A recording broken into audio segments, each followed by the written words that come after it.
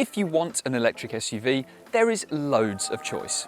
But if you want one with 7 seats, then there isn't. Which is why the new Peugeot e-5008 has got a pretty big opportunity to be the best electric 7-seater that you can buy.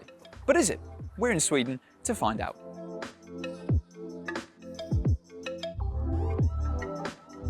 So, the 5008 first arrived back in 2009, and really the first generation model was an MPV. By the time the second generation car got here in 2017, everyone wanted an SUV, so it had a pretty radical makeover to become much more of an SUV. And that second generation 5008 was really a brilliant car. It was comfortable, practical, frugal, and this now is the third generation 5008. And you can have it as this fully electric e-5008, or you can have a mild hybrid and a plug-in hybrid as well. So how is this different from the old 5008? Well, you can see it's got a different look, hasn't it? At this front end, you've got Peugeot's new light signature, there's a new grille, you've also got new 19-inch and 20-inch alloys, and things are very different underneath as well, because this is built on a new platform which it shares with the e-3008, and those two cars are very closely related indeed. The platform is very important for Stellantis and is going to be seen under lots of future products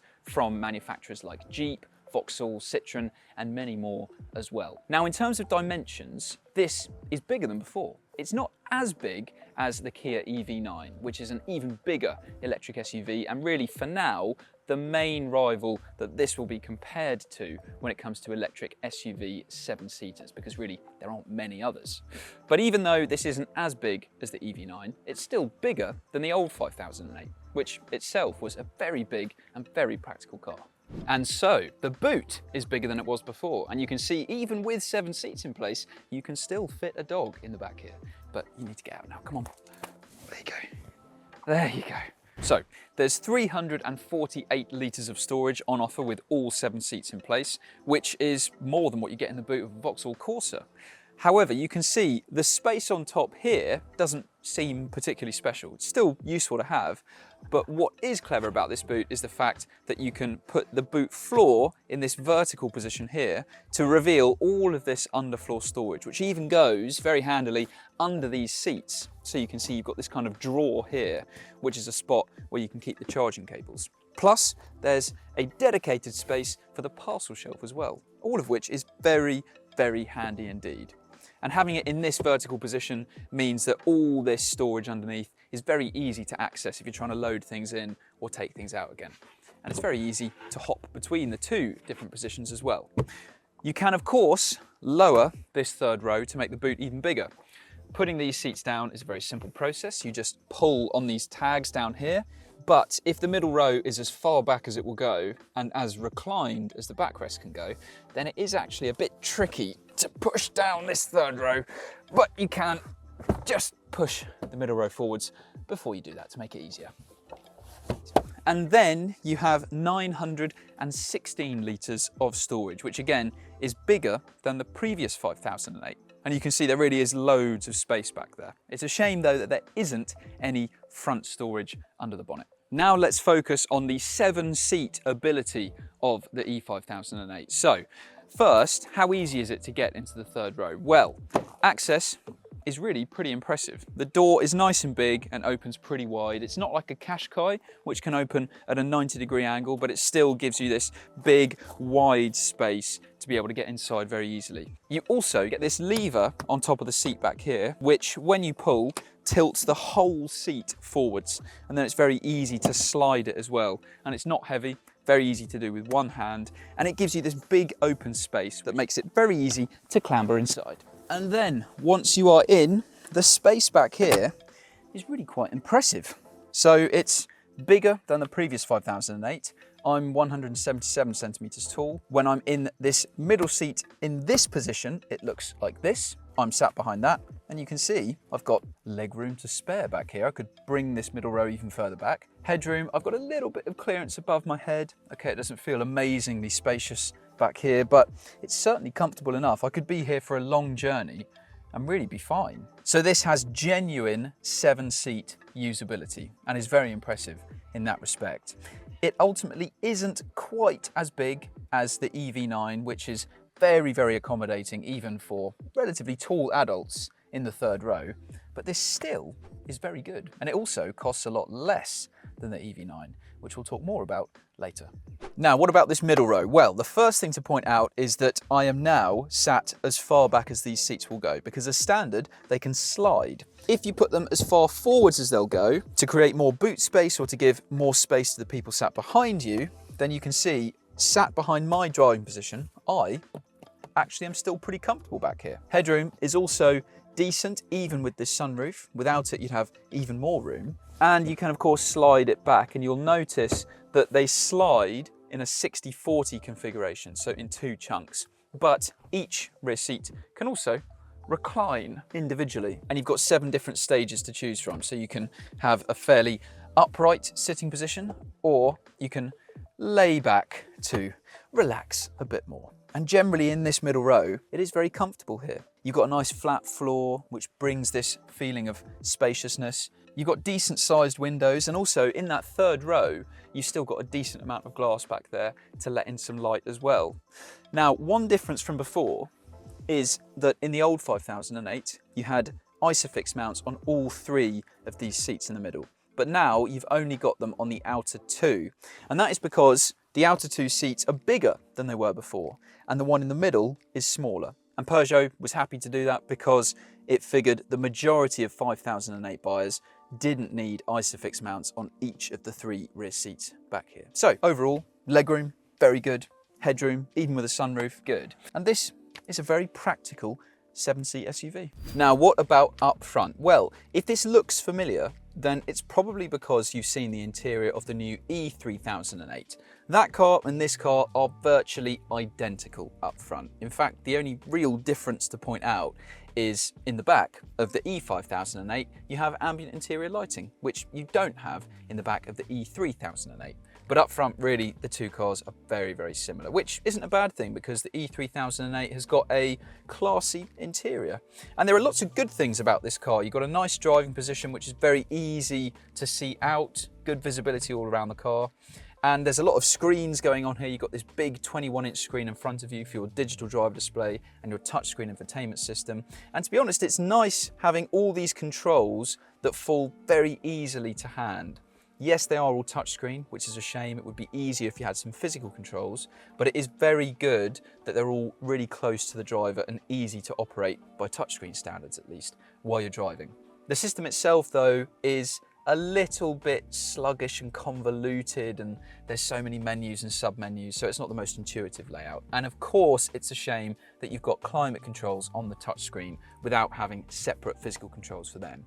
But this is slightly better than the EV9 when it comes to touchscreen climate controls, because in that car, it's very, very easy to block the screen entirely with the steering wheel, but you don't have that problem in this e-5008, where you look over it and can see very clearly everything that's on this screen here. In terms of quality, this, like the e-3008, is good, really.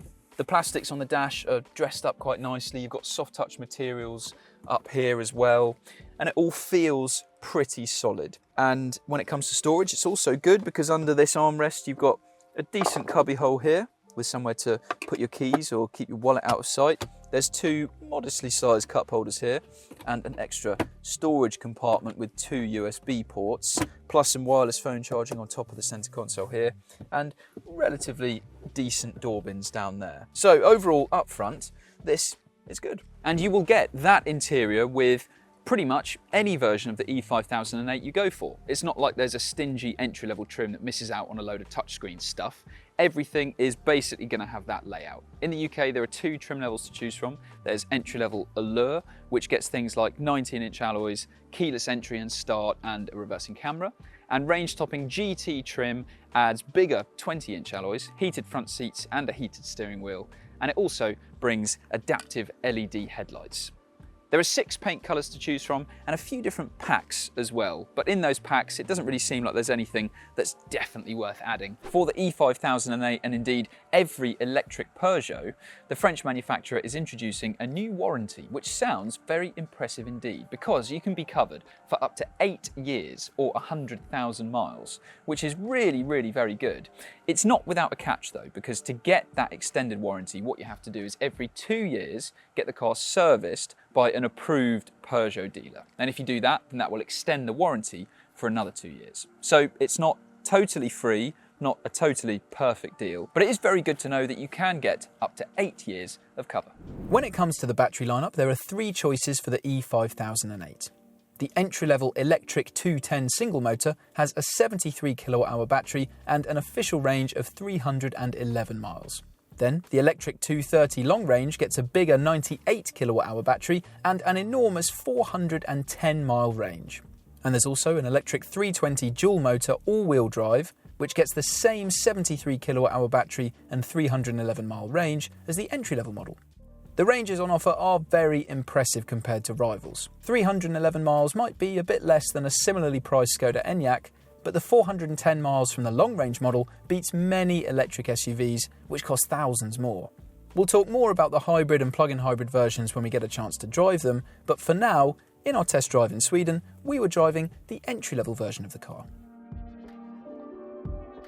And to be honest, this doesn't feel particularly quick.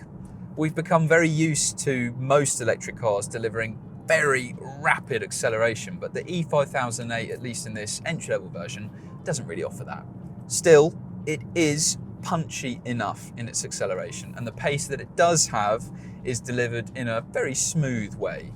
This isn't the smoothest thing to drive at low speeds though, and that is partly down to the brake pedal on this car. Like the e-3008, which has a very similar mechanical setup to this e-5008, there's a lot of travel in the brake pedal before anything seems to happen, and then the brakes are quite grabby when they kick in.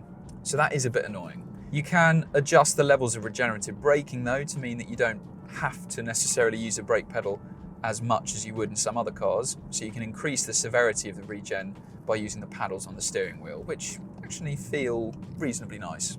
At those low speeds, the ride also feels quite firm, to be honest. Again, like the e-3008.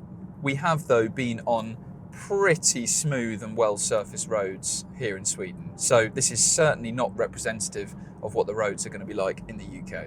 On the flip side to that low-speed ride though, when you're on the motorway, this feels really well planted and stable, and it's also relatively quiet. So if you've got the car full of people and you've got a big motorway journey to do, this should do the job very nicely indeed. If though you want to kick everyone out the car and find your favourite twisty road, you're not going to find many thrills driving this e-5008, because this is a big, heavy electric SUV. There's a lot of body lean. The steering's a bit odd in that it doesn't build weight in the way that you might imagine as the car goes faster. It doesn't really give you a sense of connection to what the front wheels are doing. But are you going to be doing some hard driving in the e-5008? Probably not. You're more likely to be doing the school run or big motorway journeys. And to be fair, for those sorts of trips, this seems absolutely fine.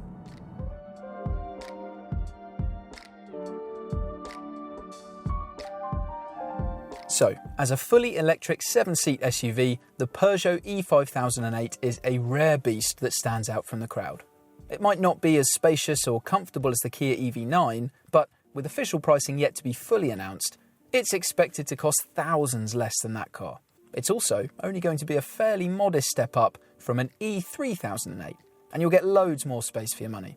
It's still a bit of a stretch to call this a good value option though, because at almost £50,000 for the entry-level version of the car, if you don't need 7 seats, there are other 5-seat electric SUVs like the Enyaq, which are more rounded and a bit cheaper than the Peugeot.